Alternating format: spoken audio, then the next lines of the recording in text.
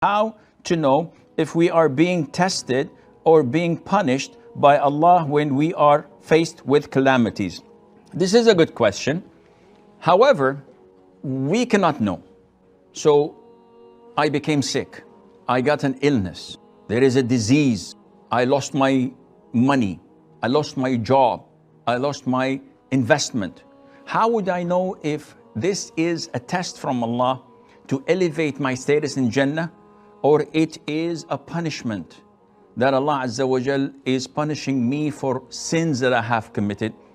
You cannot know. Nevertheless, they are interlinked.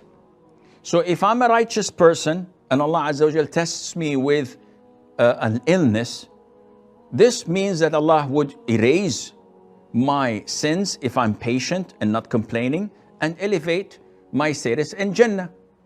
And the other way is also true. If I'm a sinful person and Allah tests me with a calamity, with an illness or with poverty or loss of job, and I become humble and patient, I do not complain, I do not object to Allah's ruling, but on the contrary, I acknowledge my sins, then this would erase my sins and elevate my posture and position in Jannah, inshallah. Therefore, one can tell by the circumstances. If a calamity befalls upon a kafir, definitely this is not to elevate his status in Jannah. He's a kafir, he's a disbeliever. This is a punishment. If it falls upon an openly sinner Muslim, he's sinful, he's openly committing sin, this is a punishment. We know that for granted.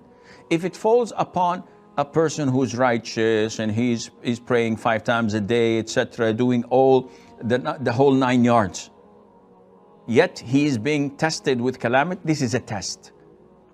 When does it become a punishment? If he starts to complain and he's impatient and he's objecting to Allah's rulings and decree, though before the calamity he was a person of prayer, fasting, charity, and righteousness.